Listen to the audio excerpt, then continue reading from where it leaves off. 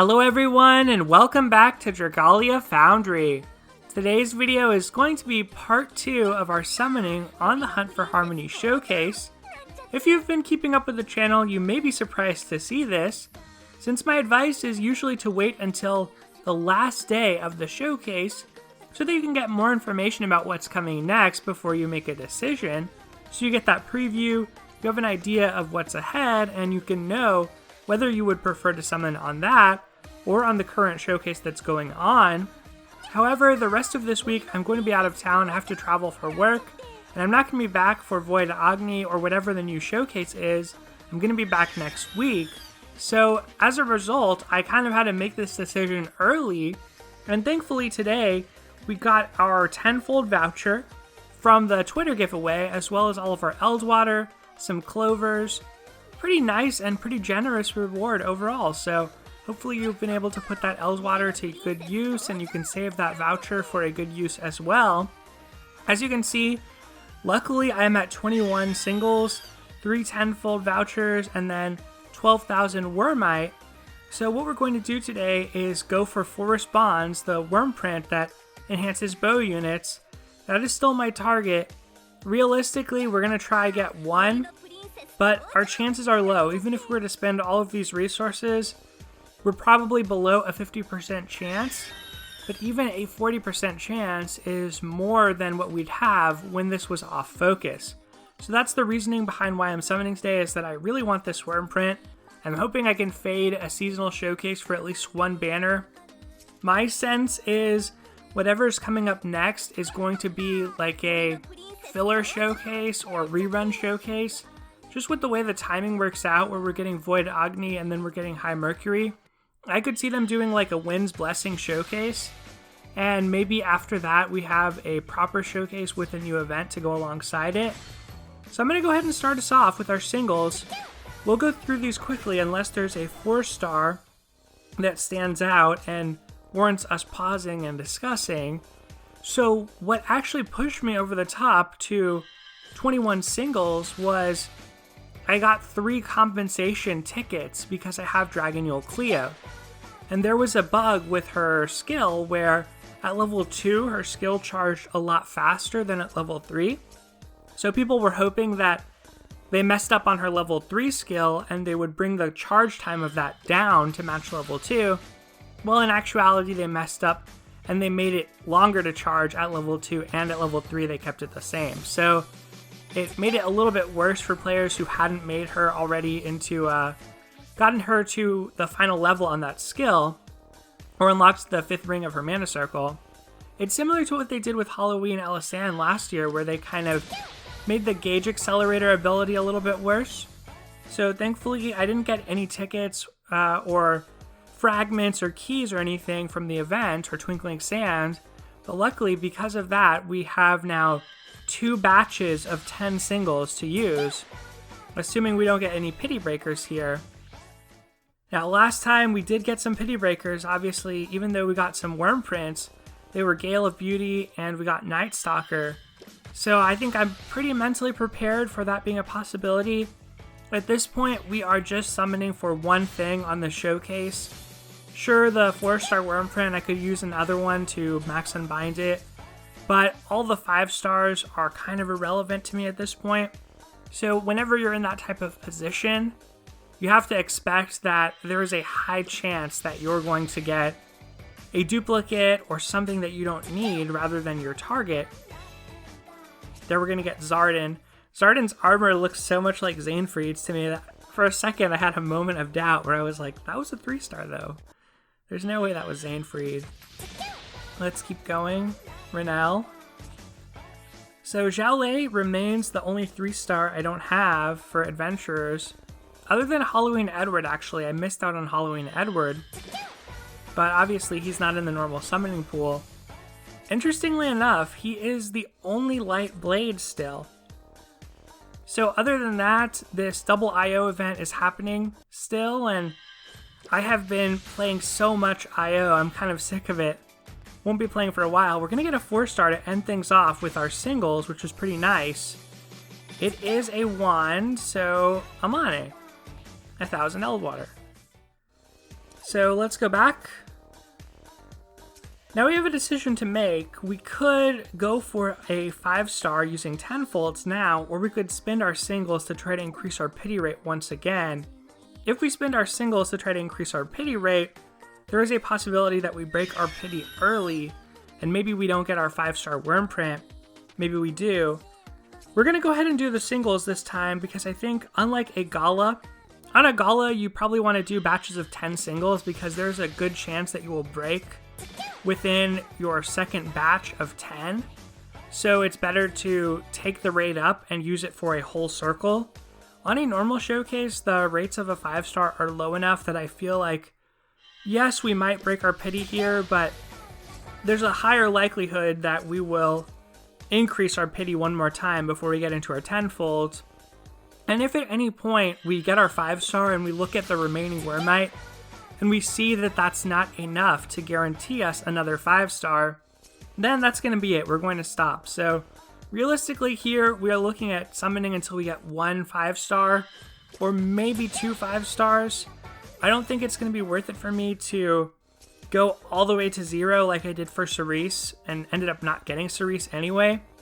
I think that that's kind of the rule we have to set for ourselves. So hopefully we will get a 5-star within our vouchers and we can save our Wyrmite for later. That would be the best case scenario, I think.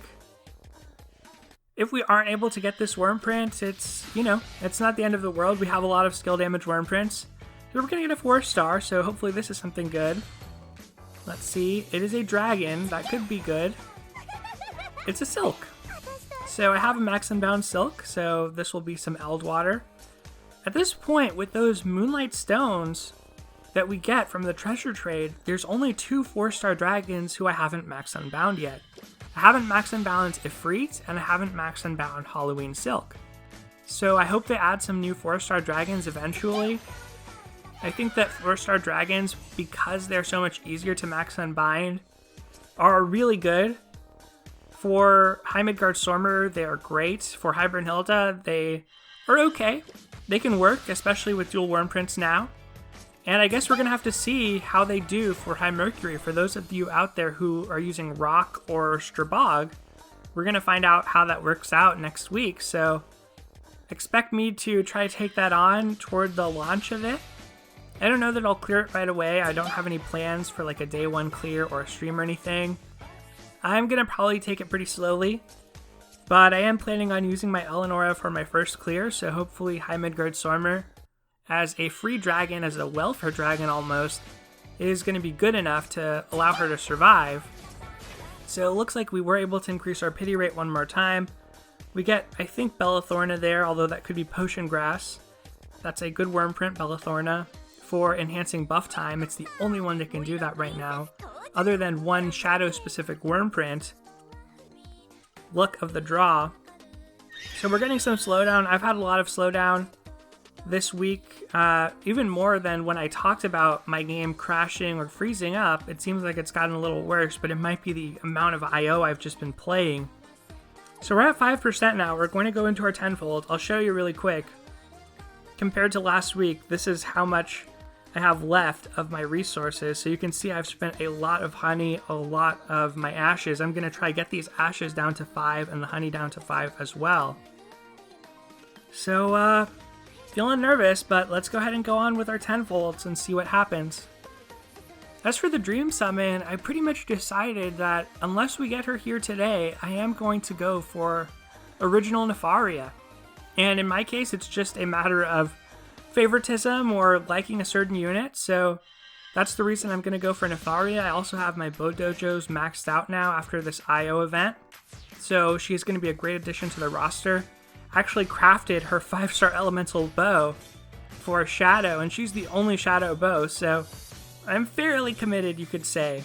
If she doesn't show up today, then I'm pretty much going to summon for her. If she were to randomly show up, then I would probably go for Julieta instead, just because I need a strong Poison Res Adventurer. And Albert is less appealing to me because of the existence of Odetta as a 4-star who I could get one day. Hey! There we go! We got a new 3-star adventurer! Nice! she is a very powerful wand unit. Her personal DPS is really high, and I want to say her critical buff applies to the team as well, so I'll take a look at that in a moment. I'm guessing that final dagger we got is going to be Fleur. Yeah, a lot of you guys commented this, that I had insane luck with Fleur, like a Fleur every circle. But this is a pretty big highlight for me. So I've heard a lot of good things about her from those of you who are using her. And she can deal light damage with her first skill. And then this one, entire team's critical rate by 5% and critical damage by 30%. And I assume these numbers both increase once you level this skill up. And then her ability of skill damage is also really nice. You see this on some 3 stars like Zace, for instance, within Shadow. A skill damage passive is pretty good, even if a 3-star level passive is going to be weaker than what you see on a 4-star or a 5-star. So I think because of this, her DPS, when fully built, is comparable to someone like Lucretia, which is pretty crazy because she's a 3-star staff compared to a 5-star. But of course, Lucretia is going to have that bigger co-ability. Lucretia has Curse Res, which likely means it'll be easier for her to take to High Zodiarch. But I'm still happy to get Chalet and build her up. Pretty cool. So let's do our next Tenfold. Hopefully we can break our pity rate here.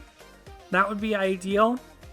There is a world in which I get that dream summon and use the Tenfold from that toward this summoning session, but I don't really know about that. That doesn't seem great.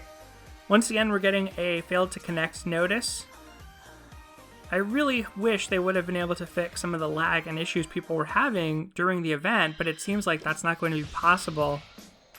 I don't really have a background in software or mobile development, so I don't know. I assume that's a big pain for the Dragalia team right now that they're trying to work through, and maybe they're not coming up with many solutions.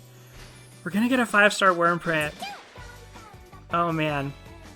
I just don't want to even talk right now. I'm like so worried.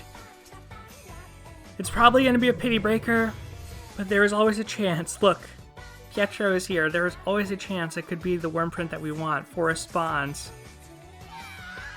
I really hope it is, because this is probably about the extent of our summoning. If we don't get it here, we're pretty much at the point where we couldn't get another... We really couldn't get another 5-star necessarily. We don't have 15,000 Wyrmite anymore. We got this Wyrmprint, which is kind of nice. This is close to being maxed Unbound for me now. And what's it going to be? We actually got Forest Bonds! We got it! Oh my god. We hoped against hope. We came in with this low chance before even seeing the next showcase, and we actually got it. I am so relieved right now. I was sure this was going to be an Auspex's Prayer or some other Pity Breaker Wyrmprint. Okay.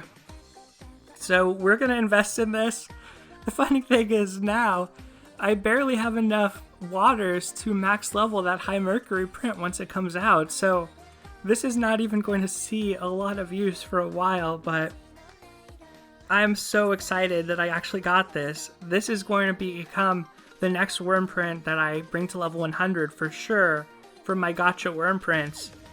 And we got out really lucky. We got out so lucky because we only spent 20 singles and then 2 tenfold. We spent 40 summons to actually get this. That is so incredible. That is so incredible. I'm going to unbind it.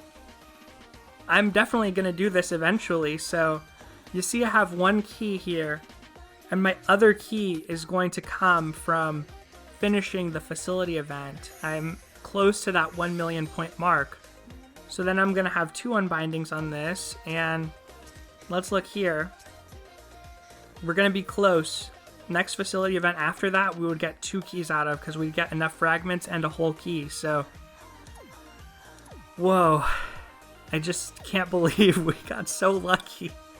We really lucked out there. And I'll show you, as far as my weapons, like, I'm committing to these bow units now.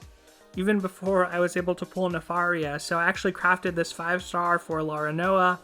There's the one for Eleonora, and here is the one for Nefaria once I'm able to get her.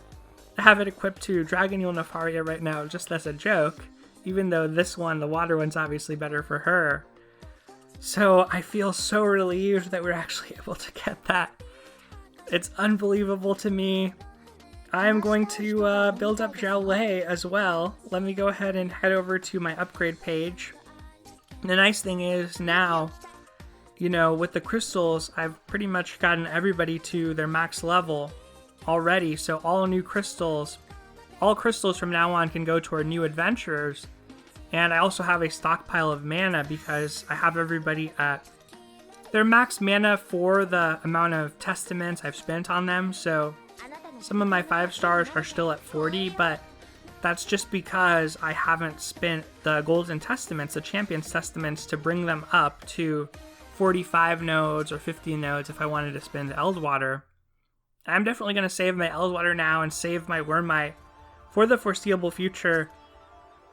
I am still in shock that this actually happened, but so happy and so lucky that it happened. I cannot tell you. I mean, this could have ended so badly, and luckily we got it that quickly because, as we saw on Therese, you know, there is some part of me that is willing to go to absolute zero, and we didn't have to go there today.